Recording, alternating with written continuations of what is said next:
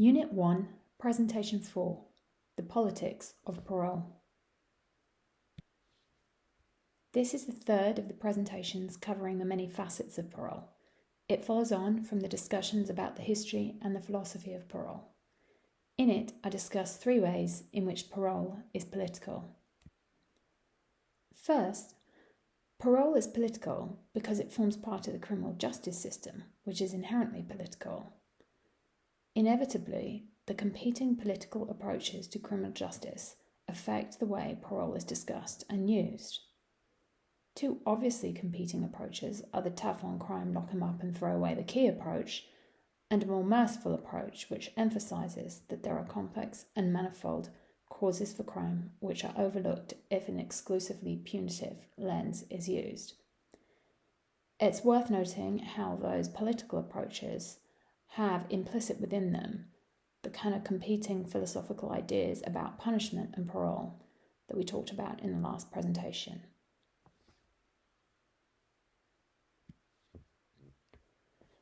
So, parole is part of the criminal justice system and therefore generally political. There is, however, a way in which parole in Maryland is also explicitly political. That is the fact that for people with life sentences, the Parole Commission can only recommend release, and then that recommendation goes to the governor for his sign-off, or, as the case may be, for his rejection of their recommendation.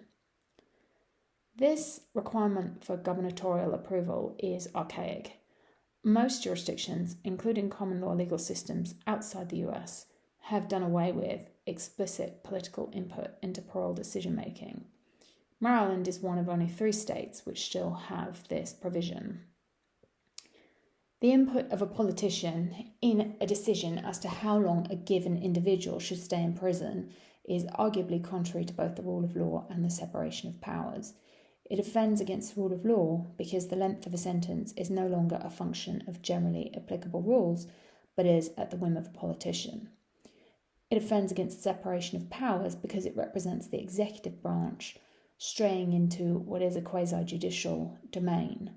Now, a politician may argue that he personally has the wisdom of Solomon and would not dream of letting politics affect a decision he makes on a person's parole. The answer to that is this isn't about any particular individual politician. It is about structuring the system such as to prevent the capriciousness of politics affecting whether or not a person continues to pass their days in prison. At some point in time, the requirement for gubernatorial sign-off in Maryland will be removed. Legislation for that has been brought before the legislature time and time again. It happened again in 2021. It passed and was vetoed by the governor. But sooner or later, that change will happen. But even when it does, the topic of parole will remain politicised because of the nature of the stories which bring parole into the limelight. And that brings us to the third way in which parole is political. The third way in which parole is political is because when a parole decision goes wrong, it will often attract media attention.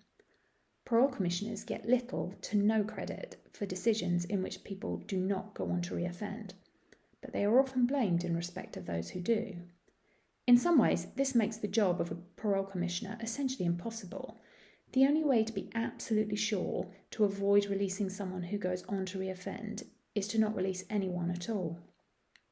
The trouble is, when a decision does go wrong, the media response and the political response is generally not nuanced. Instead, one case is taken as being reflective of the system as a whole.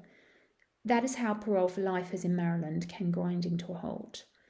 In 1995, the then Governor Glendenning declared that life means life and pledged to reject any recommendation from the Parole Commission in respect of someone with a life sentence. That, notwithstanding the fact that, by definition, anyone the Parole Commission recommended to him had expressly been given a sentence by a judge of life with the possibility of parole. Glendenning effectively converted all those sentences to the more extreme sentence of life without the possibility of parole. The backdrop to that move was that in 1993, a man called Rodney Stokes, a lifer who was on work release, had killed his girlfriend and then himself. The iniquity of one individual was visited upon hundreds of others who have subsequently grown old in prison. This has exacerbated the problem of a geriatric prison population. Glendenning has since said that what he did was wrong and that parole needs to be depoliticised. He's no longer in office, though. The rub of it is that it's politicians who are still in office who have to affect the process of depoliticisation. But anyone who still wants a career in politics needs to avoid being generous in respect of parole, work release and the like, lest it scuppers future political campaigns. Such is widely regarded as having affected the presidential bids of Michael Dukakis in 1988 and Mike Huckabee in 2008.